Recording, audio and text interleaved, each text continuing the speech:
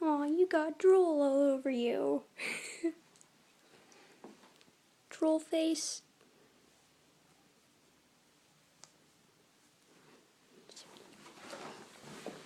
You are so cute.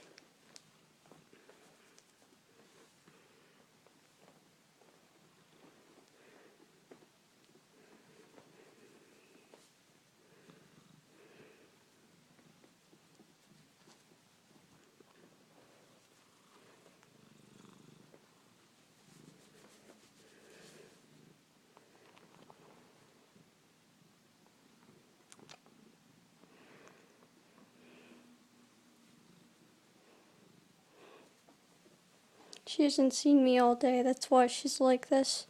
I don't know why she's so attached to me, but she's attached to me the most out of everyone else in my house. My brother is the one that got her though, but he's more like the uncle that never comes by and visits anymore. She's so sweet, I love her to bits.